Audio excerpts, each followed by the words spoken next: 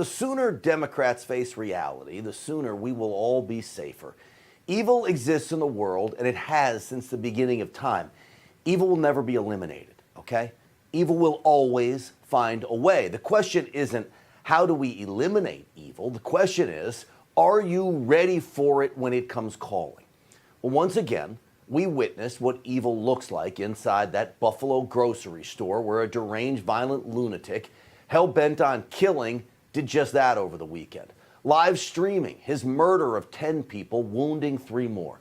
If it wasn't for a hero retired cop working as a security guard, a good guy with a gun killed in the shootout, the carnage, I am confident, would have clearly been much, much worse. Some in Laguna Woods, California. We saw this shooting over the weekend. Another killer went into a church, killing 1 and wounding 5 more. A hero pastor hit the gunman over the head with a chair. The congregation hogtied the gunman with electrical cords until police arrived. These are heroes. Now imagine if those good guys had backup, more help from civilians, armed civilians. As many of you know, I carry a gun everywhere I go. Imagine if someone else in the store or church did that as well. Imagine if 3 or 4 or 5 people were carrying there. These shooters wouldn't have stood a chance. But instead of focusing on the only way to stop a bad guy with a gun, by increasing the number of good guys with guns, the left doesn't do that. Instead, the left goes berserk, full-on anti-gun, with the ultimate goal of doing away with the Second Amendment. Here's the mayor of Buffalo. It's how to make people in urban America, suburban America, and rural America feel safe. The only way to do it is to really get to the point of sensible gun control in this country, to end hate speech, hateful ideology. Folks, that is just not true. People need to take safety upon themselves. You don't take guns away from people. You give guns to the good law-abiding individuals. You need to be your own personal protection detail. The more people we train to take an active role in keeping themselves and their families safe, I promise you, the safer our communities will be. Again, the mayor there, a Democrat, believes gun control will make people safer. That's bogus. He believes government censorship of hate speech, as vile as that speech can be, will make people safer. It will not. It only masks the problem from society. Don't you want to know about it? I do. I think a guy like that mayor, Mayor Byron Brown from Buffalo, I think he's actually been duped by his own party leaders. Because if he is sincere about people feeling safe under his watch as mayor of Buffalo, he wouldn't be embracing singing cops over emergency response teams. Yes, that's something he actually did in Buffalo, singing cops. Or the dopey idea of no longer arresting what he calls low-level nonviolent offenders. The goon that breaks into your car, snatches your purse, or sells your kids drugs. Those folks, don't put them in jail. But the mayor is just following the lead of his governor, New York's Kathy Hochul. You see, she's far more devious. She, like most big-time socialists, wants to take away your guns, not because it makes anyone safer, but because you will have less power and you will be more reliant on government.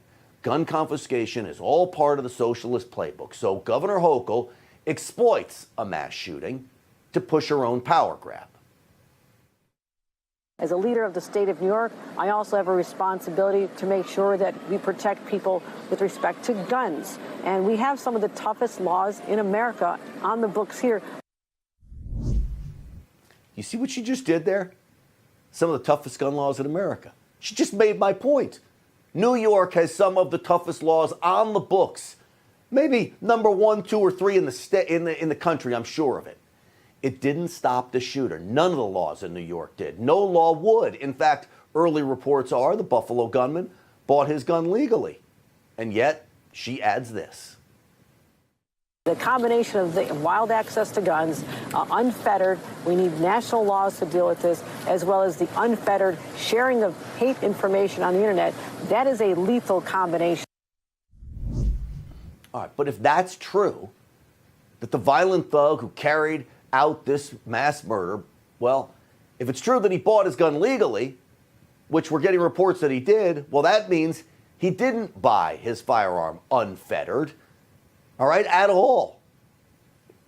And in California, that state has 107 gun laws on the books where the shooting in the church occurred. Not one stopped that shooter, 107 laws. So it becomes clear the left doesn't want guns sold at all. And as a reminder, the 9/11 hijackers didn't use guns. The Boston bombers didn't use guns. Neither did the killer responsible for that Christmas parade massacre. He used a vehicle. Killers will always find ways to kill. So my heart aches for the victims of the Buffalo and California shootings. It really does. My stomach churns over it. It's why my mission is to educate every law-abiding citizen I can about the empowerment of firearm ownership. You don't have to be a victim, but protecting yourself should be up to you, not some gun-hating bureaucrat someplace in some state capital. And as the left blames the guns, I'm left blaming society. Where are the parents in all of this? It's clear we are raising kids who have no regard for human life. The accused shooter in Buffalo was 18 years old. He threatened to shoot up his school a year earlier. Law enforcement took him into custody almost a year ago. They conducted a mental health evaluation and put him in a hospital for a day. The Buffalo police chief confirmed police had no further contact with him. None.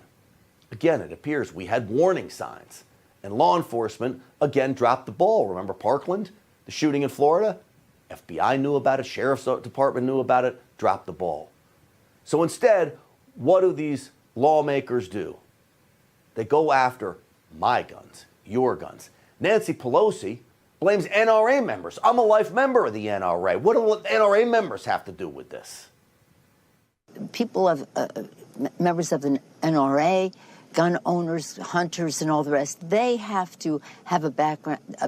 They have to have the background check. Why shouldn't everyone who wants to have a gun have that? I don't even know what she's talking about, because it appears he bought his gun legally from a shop where he would have needed to have gone through a background check. But they spew this nonsense and they throw out the NRA as if it's some kind of bad word. It's not. Joining me now is Second Amendment advocate and Senate candidate for Arkansas, Jan Morgan, is with us. Jan, welcome to the program. Hey, good to see you, Grant. Seems like we've had this conversation before, huh? Well, you and I talk about guns a lot, the power that firearms ownership gives the people out there. Jen, in your opinion, why do they want to take that power away from us, the law-abiding? Well, if you look at world history, Grant, we all know that that is the same pattern that has been used throughout world history for tyrants to take control over the people. First, you register the guns, then you confiscate the guns, and then large populations of people have been annihilated by their own governments after being disarmed. That's not my opinion. That's a fact. Just go look it up.